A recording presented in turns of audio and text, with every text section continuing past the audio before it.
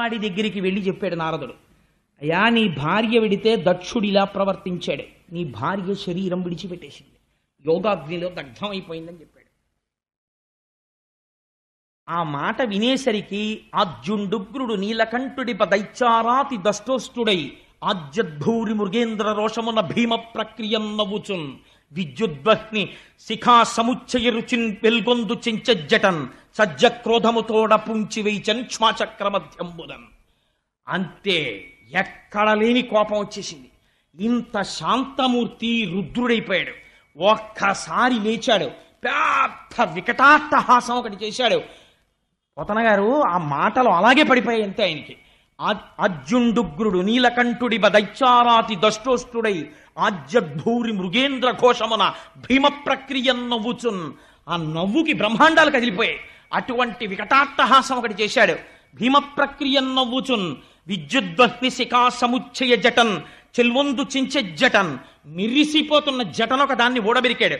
ఊడబెరికి సజ్జక్రోధముతోడ పుంచి వేయిచన్ శ్వాచక్రమధ్యంబునన్. ఆ జటని తీసి నేలకేసి కొట్టాడు నిలబడి. కొట్టేసరికి అంతే, ఒక్కసారి ఆయనే సామాన్యమైనటువంటి తత్వం అండి. ఎంత సాత్వికంగా కనపడతాడో అంతటి ఉగ్రుడవుతాడు కోపం వచ్చినప్పుడు. ఆ రౌద్రాన్ని ఎవరూ తట్టుకోలేరు. ఓం నమో భగవతే సదాశివాయ సకల తత్వ విదూరాయ సకల లోకైక కర్త్రే సకల లోకైక హర్త్రే సకల లోకైక సంహర్త్రే సకల లోకైక సాక్షిణే సకల నిగమ గుహ్యాయ సకల లోకైక వరప్రదాయ సకల దురితాత్మి భంజనాయ సకల జగద భయంకరాయ శశాంక శేఖరాయ శాశ్వత నిజావాసాయ నిరావాసాయ నిరాతంకాయ నిష్కలంకాయ నిష్ప్రపంచాయ నిస్సంగాయ నిర్మమాయ నిర్మలాయ నిర్గుణ విభవాయ సచ్చిదానందద్వైత పరమ ప్రకాశాయ పరమశాంత ప్రకాశాయ తేజోరూపాయ తేజో విభయే అని ఒక్కసారి ఆ చేతిలో చక్రాజ్జాయుధ భీషణకర సహస్రదంస్ట్రాకరాలవదన వికటాట్టహాస విస్ఫాటిత బ్రహ్మాండ మండల నాగేంద్రహార నాగేంద్ర వలయ నాగేంద్ర చర్మ ధర మృడ మృత్యుంజయ త్రయంబక సదాశివ పరమశివ నమస్తే నమస్తే నమస్తే నమః అంటుంది కవచం. అటువంటి భీకరమైనటువంటి స్వరూపంతో ఒక్కసారి ఆ ఉగ్రతతో కొట్టాడు ఆ జటని. కొట్టేటప్పటికి అందులోంచి అభ్రంలిహాదభ్ర విభ్రమ భ్రభ్రమ కృందీల దీర్ఘ శరీరమమల ప్రజ్వల జ్వలన దీప్త జ్వాలిక జ్వాల జజ్వల్యమాన కేశములు మెరయ జడ్డ దిగ్వేదండ శుంఠాప దుర్దండ సహస్రధృతి హేతి సంఘమప్ప వీక్షణత్రయలోక వీక్షణద్యుతిలోక నీక్షణగతి దుర్నిరీక్షమప్ప గ్రకచ కఠిన కరాళ దంస్ట్రలు మెరయ ఘన కపాలాస్తి మలికలు దనరా లోక భీకర రుద్రుడగుచు మారట రుద్రుడగుచు వీరభద్రుడు దయించి. ఆ జట పెట్టి కొట్టేటప్పటికే ఒక పెద్ద శరీరం పుట్టింది అందులోంచి. ఆ శరీరాన్ని చూసేటప్పటికే హడిలిపోయారంటే ఒక మోస్తరువాడు పలకలేకుండా వీరభద్రావతారం అంటే అలా ఉంటుంది. అభ్రంలిహాదభ్ర విభ్రమ భ్రభ్రమ కృనీల దీర్ఘ శరీరమర అటువంటి నాటి స్వరూపం. అది పుట్టగానే ప్రజ్వల జ్వలన దీప్త జ్వాలిక జ్వాల జజ్వల్యమాన కేశములు మెరయ మిరిసిపోతున్నటువంటి జుత్తు జండ దిగ్వేదండ శుంఠాబ దుర్దండ సహస్రధృతి హేతి సంఘమొప్ప అటువంటి వాడై ఘన కపాలాస్తి మలికలు తనరా పెద్ద కపాలమాల ధరించాడు. వేసుకుని పెద్ద ఉద్వేగంతో ఒక్కసారి దూకాడు. దూకి శంకరుడి పాదాలకి నమస్కరించాడు. అనఘుడు రుద్రుచేరి ముదమార ప్రదక్షిణమాచరించి అనివార్యగతి వేగంబున కుంభిని దక్కతలన్ పదంబుల మణి నూపురం మ్రోయ భీషణ దంస్ట్రలున్ వెలుగా ఒక్కసారి బయలుదేరాడు. ఆ బయలుదేరినటువంటి శబ్దం ఎలా వచ్చిందంటే ఆ పరమశివుడి దగ్గరికి వచ్చి ఒకసారి ప్రదక్షిణం చేశాట. ప్రదక్షిణం చేసి ఆయన పాదాలకి నమస్కారం చేశాడు. తండ్రి నాకేం ఆనతన్నాడు. పార్వతీదేవి శరీరాన్ని విడిచిపెట్టింది. అప్పటికి పార్వతి కాదు సతీదేవి శరీరాన్ని విడిచిపెట్టింది. దక్షయజ్ఞాన్ని ధ్వంసం చేయి అన్నాడు. అనగానే ఆయన కాళ్ళకి ఉన్నటువంటి ఆ మణి మంజీరములు పెద్ద ధనులు చేస్తున్నాయి. ఆ ధనులు చేసేటట్టుగా ఒక్కసారి భీషణ ధనుల్ మెరయ పెద్ద పెద్ద ధనులు వచ్చేటట్టుగా కృతాంత కాంత శితస్ఫుట శూలము పట్టి చెచ్చరన్ ఒక పెద్ద శూలం పట్టుకుని బయలుదేరాడు. ఎలా ఉంది ఆ స్వరూపం? ప్రళయతాండవం చేసి లోకాలన్నింటినీ లయం చేసేసే ముందు ఈ భూమండలాన్ని మోసేటటువంటి 4 ఏనుగుల్ని శంకరుడు తన త్రిశూలానికి గుచ్చి భుజం మీద వేసుకుని ప్రళయతాండవం ఎలా చేస్తాడో అలా బయలుదేరాడు. బయలుదేరితే ఆ ధ్వనితో ప్రమదగణాలన్నీ వచ్చేస్తున్నాయి. వచ్చేస్తుంటే యాగంలో ఉన్న వాళ్ళు విన్నారు ఆ శబ్దాన్ని. విని ఏమిట్రా ఈ శబ్దం, ఇంతకు ముందు ఎప్పుడూ వినలేదు, ఏం జరుగుతోంది అన్నారు.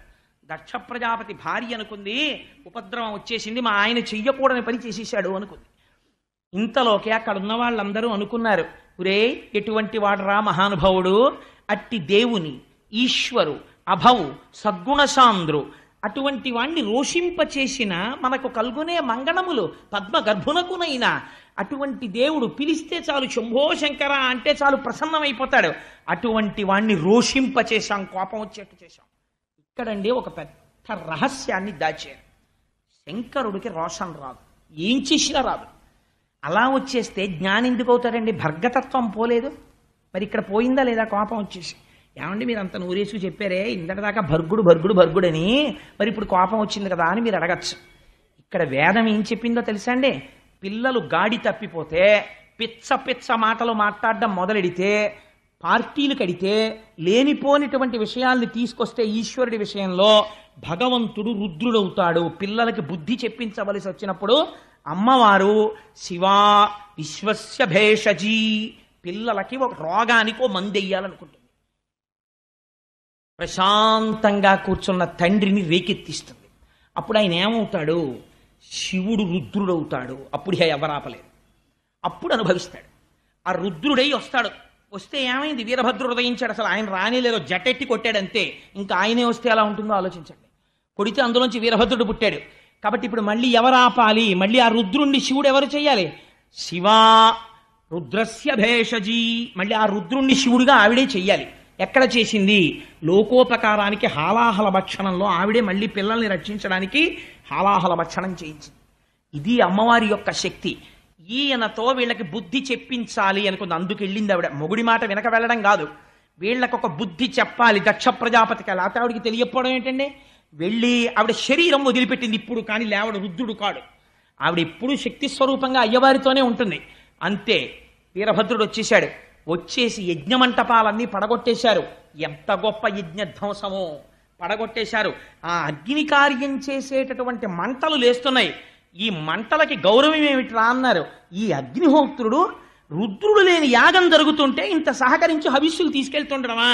సిగ్గుండక్కర్లేదు అని మూత్రం పోసి ఆపేశారు అగ్నిహోత్రంలో ఉన్న ఆ యజ్ఞగుండాల్లో ఉన్న అగ్నిహోత్రాన్ని ఆపేసి భృగువు దగ్గరికి వెళ్ళాడు నందీశ్వరుడు. ఏమిరా నువ్వేనా ఆనాడు సభలో శంకరనింద జరుగుతుంటే ఇలా ఇలా కళ్ళెగరేసిన వాడివి నువ్వే కదా, ఇప్పుడు అనుభవిస్తావు దానికి శిక్ష అని గడ్డం కింద ఎడంచెయ్యేసి పట్టుకుని ముంజికాయని బొటనవేలు పెట్టి పైకెత్తేసినట్టు బొటనవేలుతో 2 గుడ్లు ఉత్తరించేశాడు. 2 కళ్ళు ఊడి కింద పడిపోయిన తర్వాత ఆ మీసాలు గడ్డాలు పట్టుకుని పీకేశారు పూర్తిగా. మీసం ఊడిపోయింది, గడ్డం ఊడిపోయింది. నెత్తురోడుతూ కింద పడిపోయాడు కళ్ళు కనపడకుండా. పూష అనబడేటటువంటి సూర్యుడున్నాడు, ఆయన దగ్గరికి వెళ్ళారు. ఏమయ్యా నువ్వు శంకరనింద జరుగుతుంటే పెద్ద నోరు తెరిచి నవ్వావు, ఇప్పుడు నీకు శిక్ష చూడని ఆ నోటిని గట్టిగా పట్టుకుని నొక్కారు. ఆయన 2 దవడలు తెరిచాడు.